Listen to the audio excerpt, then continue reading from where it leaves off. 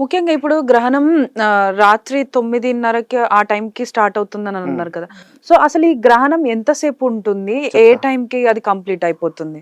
ఈ గ్రహణము పూర్వభాద్ర నక్షత్రంలో కుంభరాశిలో రాహుగ్రస్త సంపూర్ణ చంద్రగ్రహణంగా ఏర్పడుతుంది.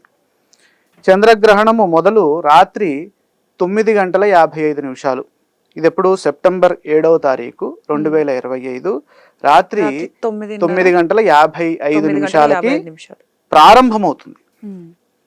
తర్వాత సంపూర్ణ గ్రహణ ప్రారంభ కాలము. అంటే టోటాలిటీ ఎప్పుడు మొదలవుతుందంటే మీరు ఇందాక అన్నారు రెడ్ కలర్ లో మారుతుంది అని. హ్మ్. ఆ రెడ్ కలర్ లో మారడం ఎప్పటి నుంచి ప్రారంభమవుతుంది అంటే రాత్రి 10:58 నుండి ప్రారంభమవుతుంది.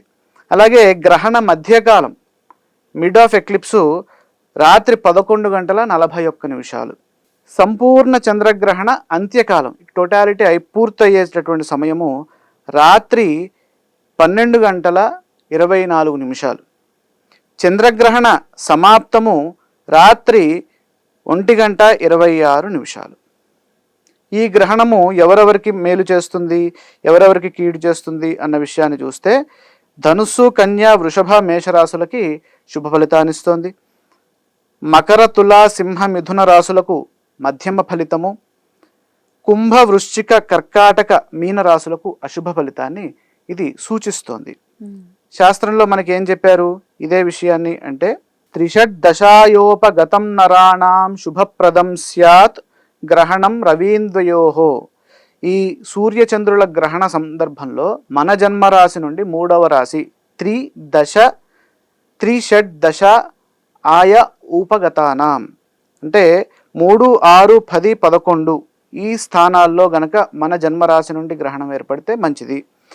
ద్విసప్త నందేషు చ మధ్యమం స్యాత్. ద్వి అంటే 2, సప్త అంటే 7, నంద అంటే 9, అలాగే ఇష అంటే 5 పంచ. ఈ రాసుల్లో మన జన్మరాశి నుండి ఈ రాసుల్లో గ్రహణం ఏర్పడితే మధ్యమ ఫలితము. శేషేష్వనిష్టం కథితం మునీంద్వై. ఇక మిగతా రాసులన్నిటికీ అరిష్ట ఫలితాలు ఉంటాయి అనేది ఈ విధంగా చెప్పారు. ఆ క్రమంలో ప్రధానంగా ఇందాక చెప్పినటువంటి రాసులకి శుభ ఫలితాలు ఏంటేంటవి?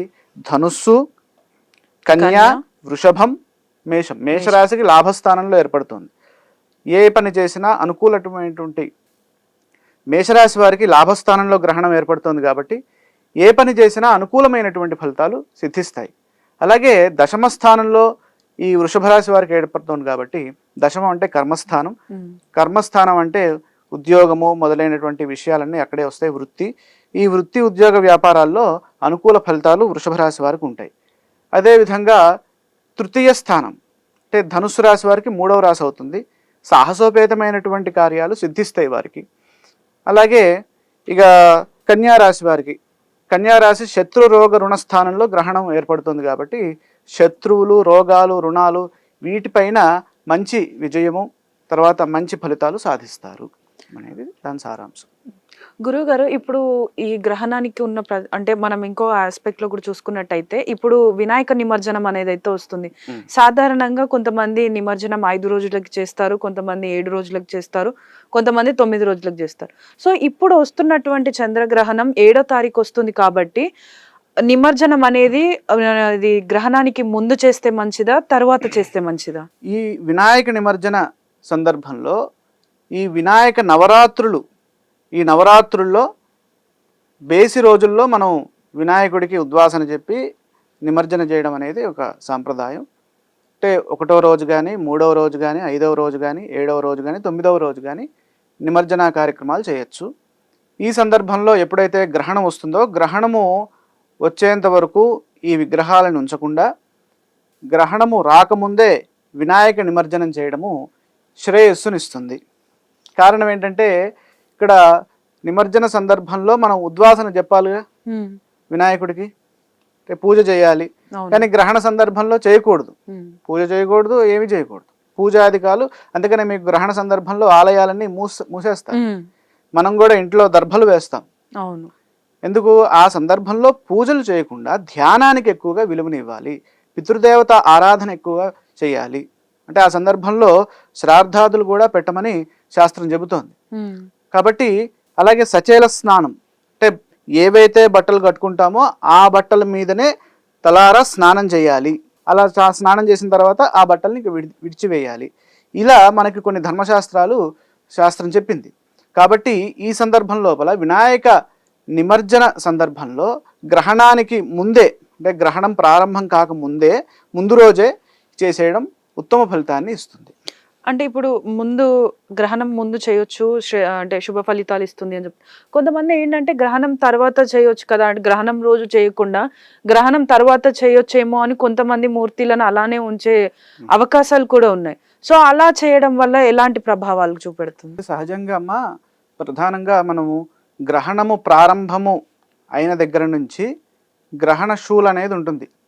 ఆ గ్రహణ శూల 3 రోజుల వరకు, తర్వాత 3 రోజుల వరకు ఉంటుంది. కాబట్టి ఆ 3 రోజుల వరకు మనం ఎటువంటి పనులు చేయకూడదని మనకి ధర్మశాస్త్రం తెలియజేస్తుంది.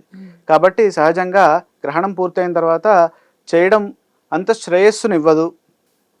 చేస్తే ఏమిటి అనేది ఇక చేసిన తర్వాత దాని యొక్క ప్రభావాన్ని స్వయంగా మనం అనుభవించాలి. అంటే స్వయంగా అనుభవించి తెలుసుకోవాలి. అంతేగాని నీకు ఈ ఫలితం జరుగుతుంది అనేది మాత్రం ఎక్కడ చెప్పలేం. ఎందుకంటే ఆ మన యొక్క బుద్ధి, మన యొక్క ప్రవర్తన దీన్ని బట్టే మనకి ఫలితాలు వస్తాయి. ఈ సందర్భంలో మనము ఏదైనా ఒక పని చేసేటప్పుడు మంచి కాలంలో చేయాలి, చెడు కాలంలో చేయకూడదు. గ్రహణం అనేది కాస్త మనకి పుణ్యాన్ని సంపాదించుకునేటటువంటి కాలంగా శాస్త్రాలు చెప్తున్నాయి. కాబట్టి ఈ పుణ్యాన్ని సంపాదించుకునే విధానంలోనే మనం ఉండాలి. కానీ ఈ సందర్భంలో మనము స్వామివారిని నిమజ్జనం చేస్తాము, లేదా అక్కడ పెద్ద పెద్ద సౌండ్ తోటి మనం వెళ్తామంటే అది కరెక్ట్ కాదు. అంటే ఒక పక్క మనకి గ్రహణంలో చంద్రుడు అక్కడ ఇబ్బంది పడుతున్నాడు, అంటే చంద్రుడికి ఆ ఛాయ తగ్గుతోంది. అలాంటి సందర్భంలో మనం ఇక్కడ ఉత్సవాలు చేసుకుంటూ అక్కడ ఆనందంగా మనం ఎట్లా ఉండం కదా. కాబట్టి అలాంటి సందర్భంలో మనం చంద్రుడి యొక్క ఆరాధన చేసుకోవడము, ప్రధానంగా వేద మంత్రాలు చదువుకోవడం. అంటే చంద్రుడి యొక్క మంత్రము, ఆ మంత్రం ఎలా ఉంటుందో ఒకసారి చెప్తాను మీకు. ఓం ఆప్యాయస్వ సమేతుతే విశ్వతః సోమవృష్ణియం భవావాజస్య సంగతే అప్సుమే సోమో అబ్రవీదంతర్విశ్వానిభేసజ అగ్నించ విశ్వశంభువమాపస్య విశ్వభేసజీః గౌరీమిమాయ సలిలాని తక్షత్యేకపతి ద్విపది సా చతుష్పది అష్టాపది నవపది బభూవుషి సహస్రాక్షర పరమే వ్యోమన్. ఇది చంద్రుడి యొక్క వేదమంత్రము. అలాగే రాహువుది ఓం కయానశ్చిత్ర ఆభువదూతి సదా వృధస్సకా కయా శచిష్ఠయా వృత ఆయంగౌ పృష్ణిరక్రమేదసనన్మాతరం పునః పితరంచ ప్రయన్ శుభః నమో అస్తు సర్పేభ్యో ఏకే చ పృథివీమనో ఏ అంతరిక్షే ఏ దివితేభ్యః సర్పేభ్యో నమః. ఇది రాహు యొక్క మంత్రము. ఇది చదవనటువంటి వారు నవగ్రహ ధ్యాన శ్లోకాల్లో మనకి దధిశంక తుషారాభం క్షీరోదార్ణవ సంభవం నమామి శశినం సోమం శంభోర్మకుటభూషణం.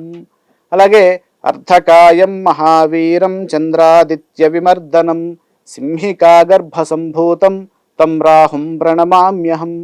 ఈ శ్లోకాల్ని చదువుకున్నా కూడా సమానమైనటువంటి ఫలితాన్ని పొందుతారు. అలాగే ప్రధానంగా ఈ సందర్భంలో దేవతారాధనకే ఎక్కువగా మనకి శాస్త్రాలు విలువనిచ్చినాయి. కాబట్టి ఆ దేవతా ధ్యానము, దైవ ధ్యానము ఎక్కువగా చేయమన్నారు.